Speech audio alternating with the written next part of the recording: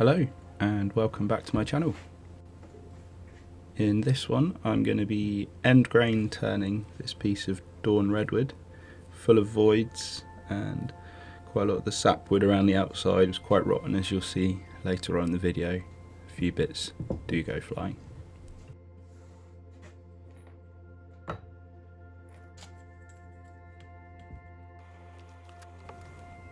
Mounting of the faceplate, I'm trying to find somewhere roughly in the middle where I'm also not risking too many bits flying off. Trying to find where there's the most integrity in the wood, if any.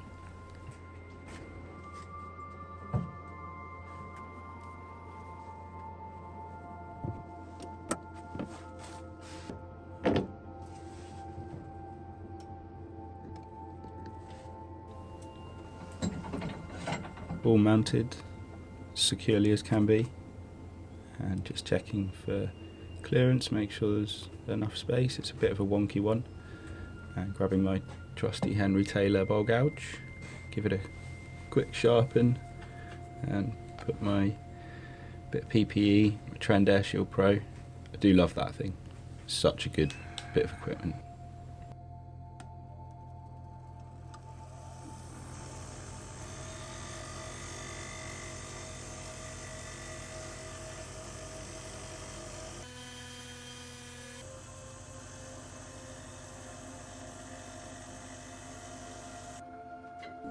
All sharpened and time to get into the first couple of cuts and see how this wood feels.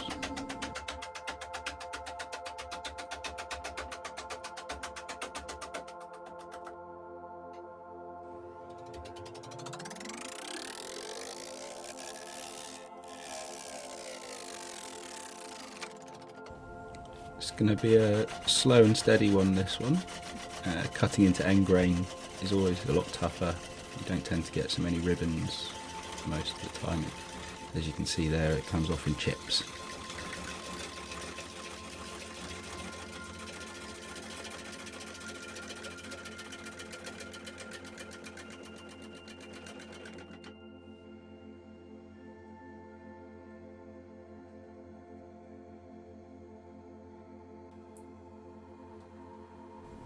Starting to see some of the pinky reds coming out in the grain.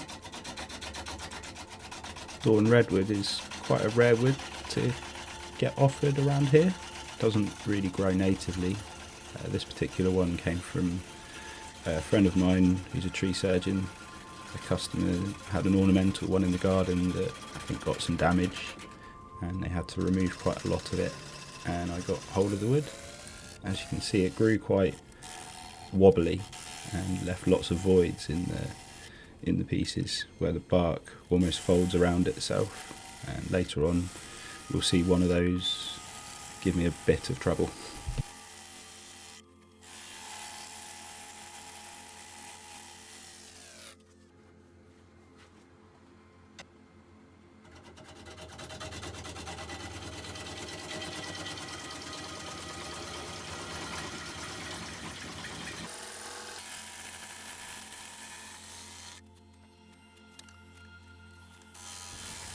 Starting to get a bit of shape into the outside now. I'm working towards trying to remove most of the sapwood and bring this one right down to where we're just about on only heartwood left.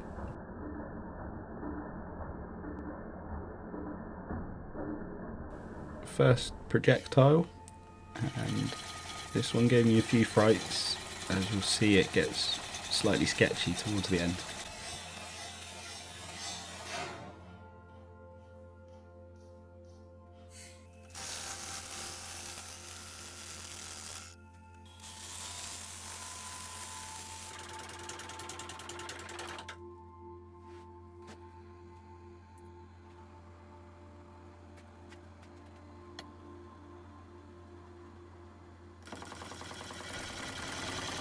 Slightly different attempt at chisel cam this time.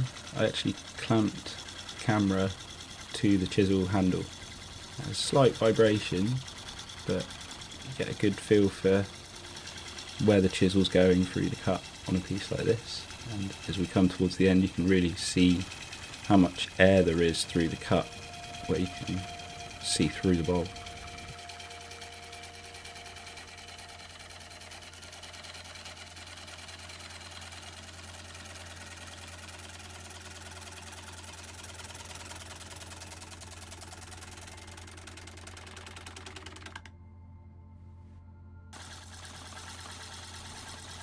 Don't forget to like and subscribe if you haven't already, and leave me a comment, let me know what you think of the latest video.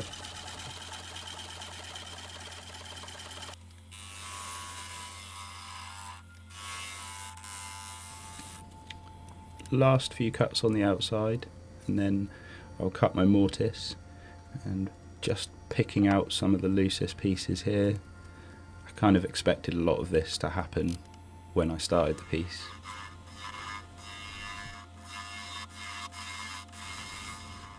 I apologise for the focus, I'm not sure what happened with the camera there.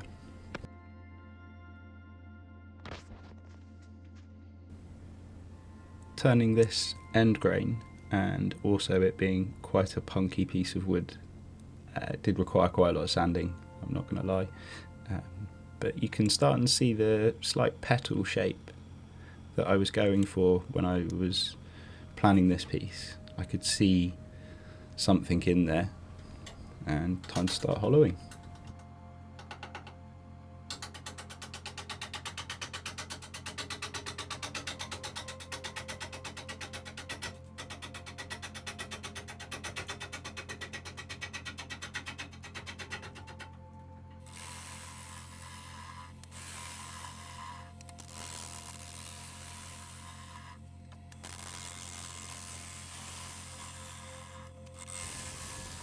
Very slow and steady as I start hollowing this one, lots of fine cuts, it being end grain, and it's also really dry, this bit of wood. It's very well seasoned.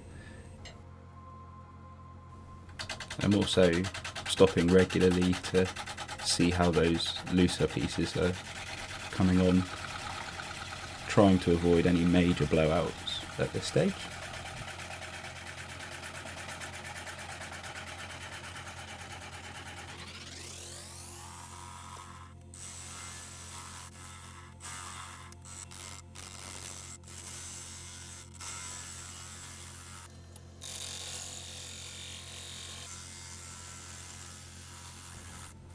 Starting to get down into the deeper part of the bowl now, and those voids have really opened up, and through this cut here you can really start and see the amount of air through the cut, and having a good grip on the chisel and guiding it through the cut nice and slowly, trying to avoid any horrendous catches. That void just getting bigger, and that wing there was starting to concern me a bit now. As the bark's coming around the outside edge of it, you can see there's not very much holding on at the point there, so I was wary of it by now.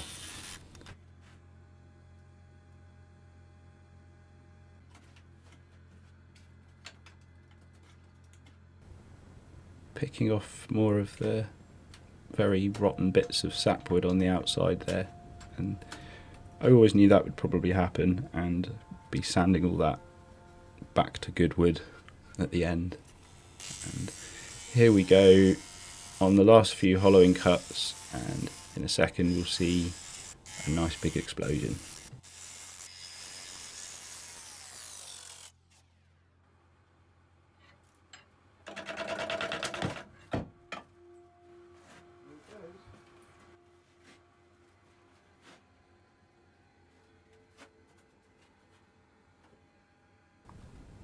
Yep, the whole wing came off, and now got a really big void in the side of it, but I think the resulting shape actually is quite cool, and we'll see in a minute as I finish it off.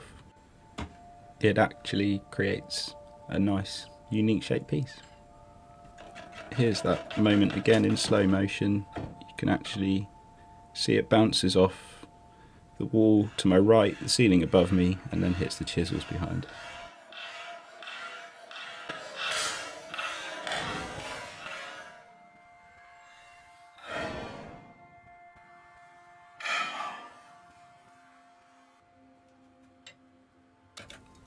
I'm aware some of you might think this was a silly idea, turning this piece. I was fully aware that there was a massive danger that pieces could come flying out like this. I try and stand as far out of the firing line as possible, and I've obviously got a full face shield covering pretty much all of my head, and I'm always listening to all of the sounds that the wood makes. So you can actually see I ducked before it came over my head. But that being said, obviously this isn't an instructional video, it's just showing you my work process, and if you are going to take on your own crazy pieces, please don't take this as instruction, and always wear sensible PPE.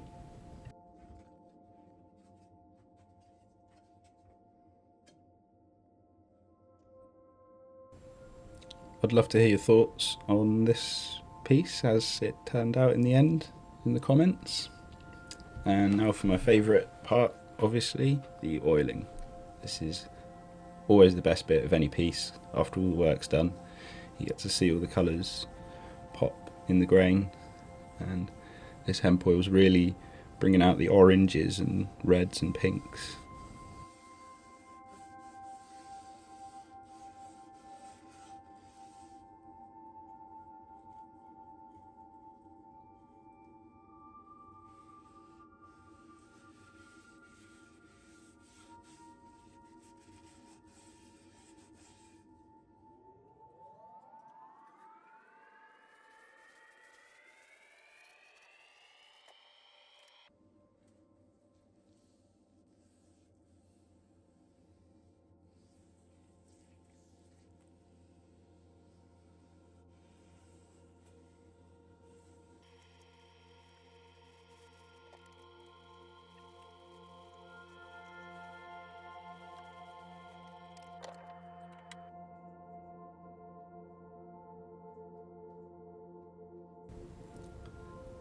Couple of coats and time to take it off and see how this one feels in the hands.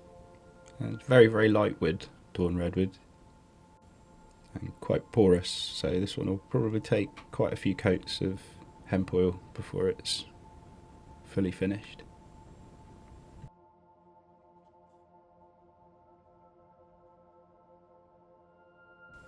And there we are. I hope you enjoyed this one. Don't forget to like and subscribe, and keep an eye out for my next video, which will be coming soon.